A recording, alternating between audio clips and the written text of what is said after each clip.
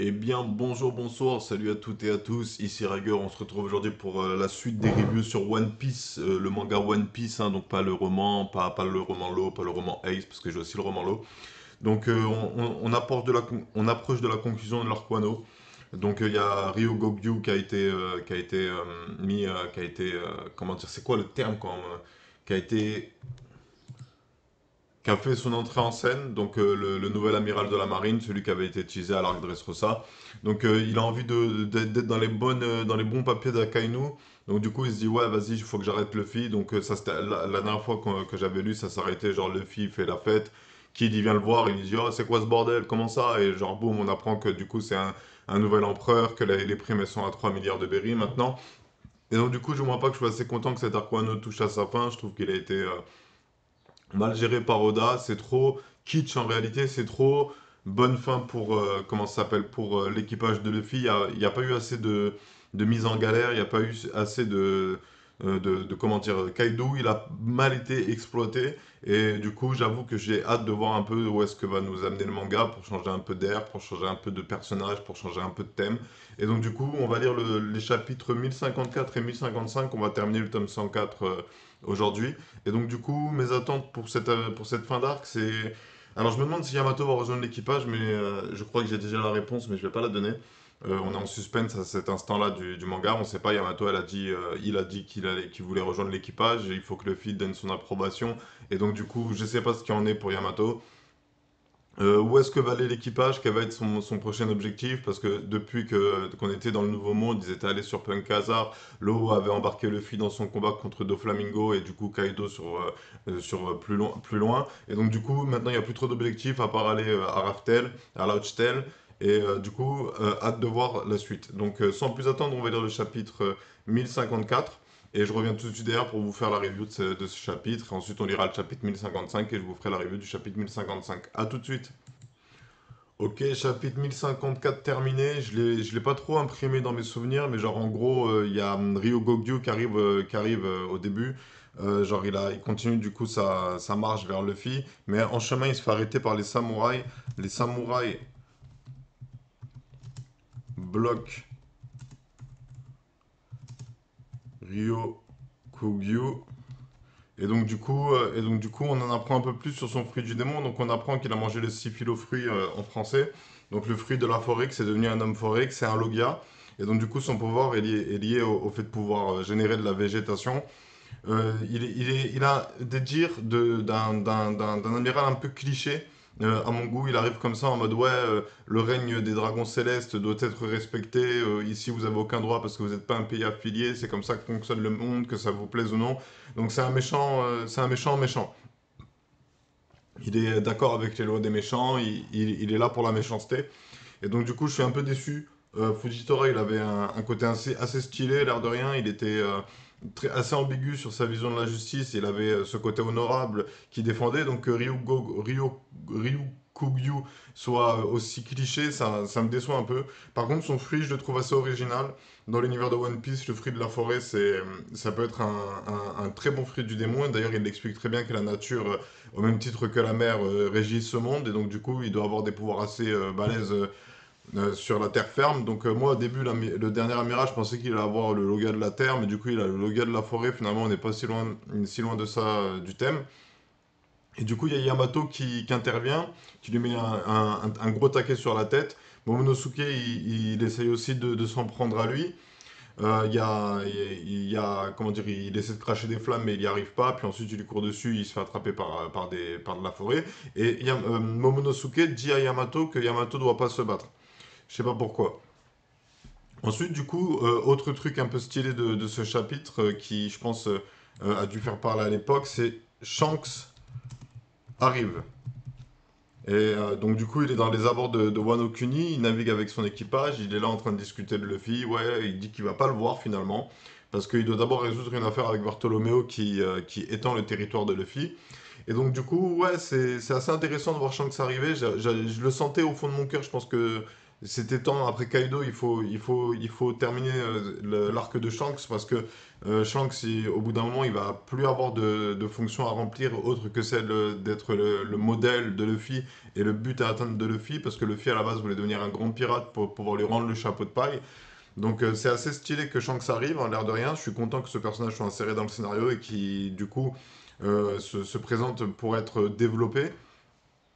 Il a un flashback où il récupère le fruit élastique, il se rappelle de Luffy, et ensuite il balance à son équipage, wesh mec, ça te dirait pas qu'on aille dérober le One Piece? Alors du coup le One Piece, c'est pas juste un message de la part de Gold Roger, c'est vraiment, c'est un objet, c'est quelque chose. Alors du coup l'hypothèse de l'unification des armes antiques, ça pourrait coller tout à fait au terme de One Piece. Et donc du coup, j'avoue que je suis assez content que Shanks arrive et d'avoir aussi des nouvelles sur Bartolomeo qui étant le territoire de Luffy, il a détruit le drapeau de Shanks et il a mis celui de Luffy à la place et donc Shanks il veut résoudre cette affaire avant de parler à Luffy. Et dernière chose intéressante dans ce chapitre qui est balancé, c'est l'engouement qu'ont les peuples contre le gouvernement mondial pour Sabo, l'empereur des flammes. C'est-à-dire Sabo, il est accusé d'avoir fermenté l'assassinat du roi Cobra, donc on ne sait pas ce qui s'est passé. On ne sait pas ce qui s'est passé. Sabo a-t-il assassiné le roi Cobra? Donc, il y a des choses à éclaircir dans les prochains chapitres. Donc, du coup, j'avoue que moi, je suis un peu perplexe. Et autre info qui est balancée, même si je connais déjà la réponse, c'est la disparition de la princesse Vivi. Voilà, donc ça commence à s'agiter dans le monde. Il s'est passé pas mal de trucs pendant que Luffy il était à Wano. Il y a du coup Sabo qui a libéré Bartholomew Kuma avec l'armée révolutionnaire. Il y a eu un affrontement entre l'armée révolutionnaire et la marine que l'armée révolutionnaire a remporté et a réussi à libérer Kuma. Sabo il commence à devenir une star et en plus de ça, le fait que Luffy soit son petit frère et qu'il ait rejoint les quatre empereurs, ça donne encore plus d'engouement. Donc reste à savoir, est-ce que Sabo il a vraiment assassiné le roi Cobra? Parce que c'est un peu quelque chose de symbolique. Parmi les 20 premiers rois qui ont fondé le gouvernement mondial, il y avait un seul descendant qui était à la rêverie, c'était Cobra. Donc où sont les autres? De quels sont leurs pays? Est-ce que c'est des pays dans le Nouveau Monde? Est-ce que c'est des pays dans Grand Line? On ne sait pas. Et il y avait Doflamingo aussi, qui était, je crois, qui était un descendant. C'était un dragon céleste avant de Flamingo. Donc du coup, j'avoue que là, je sais plus trop. Faudrait peut-être que je relise. Je pensais à le faire, tu vois, aller sur One Piece Wiki et relire un peu des infos sur les personnages. Mais voilà. Et donc du coup, j'avoue que j'ai trouvé ça un peu bordélique. Alors il y a aussi le discours de Akainu qui dit ah, quelle idée de devenir amiral en chef à cette période-là du monde. Mais du coup, oui, je suis déçu par Ryogogyu. Je pensais qu'il allait être un peu plus coloré, c'est-à-dire un peu plus nuancé, coloré. Mais ça a l'air d'être un fan d'Akainu et qui est un fan de la marine, un fan des dragons célestes et qui il veut se battre pour cette justice-là. Et du coup, content que Shanks se soit remis dans le scénario. Donc là, comme ça, à chaud, je sais pas trop quoi dire sur ce chapitre, je sais pas trop comment réagir, parce que je l'ai trouvé un peu embrouillé. Ça parle de beaucoup de choses d'un coup, et il faut réussir à suivre. Mais du coup, voilà, j'ai toujours la question en suspens. Pourquoi est-ce que Momonosuke il a dit à Yamato qu'il ne devait pas se battre? Donc on verra ça. On va lire le chapitre 1055 tout de suite. Et on va voir ce qu'on apprend de plus. Et je reviens tout de suite derrière pour vous faire la review. Allez, lecture du chapitre 1055. À tout de suite. Ok, chapitre 1055 lu. Alors du coup, ça reprend sur l'amiral qui avance vers Luffy avec les samouraïs qui le stoppent. Il y a un échange de coups, un combat. Momonosuke, il explique du coup au cours de ce combat que Yamato, pour la première fois depuis très longtemps, peut enfin être libre et qu'il aimerait qu'il prenne son envol et qu'il se batte pas. Il y a aussi une bonne punchline, on va dire, qui est dite par Monosuke, comme quoi s'il continue de compter sur Luffy et son équipage pour protéger son pays des dangers, il deviendra jamais, son pays ne s'en sortira jamais vraiment. Donc il ne peut pas se reposer sur eux alors qu'ils vont bientôt partir. Et voilà, donc du coup, Ryogogyu, on capte un peu plus son pouvoir. Et du moment qu'il fait pousser une plante quelque part, il est à l'abri de la mort. À mon avis, il doit pouvoir faire un peu comme Pika, transiter sa conscience d'une partie de la végétation qu'il a créée à une autre partie de la végétation qu'il a créée. Bon, Nosuke, au cours du combat, il débloque son pouvoir de dragon, il balance des Kamehameha avec sa mâchoire, et donc du coup, il commence à tenir tête à Ryugogyu. Et du coup, au cours de ce combat-là, pendant ce temps-là, Robin et Law descendent dans les profondeurs du pays des Wa pour découvrir le Road Poneglyph et, et l'ancien Wano. Alors du coup, Robin est face au Road Poneglyph, il n'y a pas de doute, ça leur en fait 3 sur 4, donc bientôt ils pourront se rendre à Loftel, donc on est bientôt à la fin, à l'épilogue du manga en réalité. Et donc du coup, ça nous explique qu'avant, la montagne était beaucoup plus imposante, que le village il se trouvait plus bas, mais que ensuite, un jour, une muraille a été dressée, que du coup, l'eau de pluie s'est accumulée, même si j'y crois pas trop, hein, parce que tu peux faire des gouttières et tout qui font partir l'eau de pluie, mais bon, on s'en fout. L'eau de pluie s'est accumulée et les habitants ils ont dû quitter l'île, remonter à la surface, aplanir la montagne et bâtir leur pays sur cette montagne, sur cette hauteur, pour continuer à vivre. Et donc du coup, c'est expliqué que l'arme antique Pluton, elle est enfermée sur Wano, et que pour ça, il faut abattre les murailles pour la libérer. Donc déjà, on est certain de la localisation, elle se trouve bien à Wano. Ça, à mon avis, ça va être important pour la suite du manga. C'est une information qu'il ne faut pas oublier. C'est-à-dire que Wano, on va en réentendre parler plus tard dans le manga. Parce que l'arme antique Pluton, c'est clair et net qu'elle va être utilisée. Et donc, du coup, voilà, donc fin du tome 104. À la fin, Shanks, il utilise son fluide pour dissuader Ryugogyu de continuer d'avancer. Ryugogyu, il abandonne le combat parce qu'il veut pas affronter l'équipage de Shanks. Et donc, du coup, ça s'arrête sur ça. Luffy, Zoro, Sanji, Jinbei, regardez l'amiral s'approcher. Ils étaient prêts à se battre, mais Momonosuke a tenu tête suffisamment longtemps. Et ils se sont dit, ah, ok, d'accord, tranquille. En fait, pas besoin d'intervenir. Et donc, du coup, je pense qu'on y est.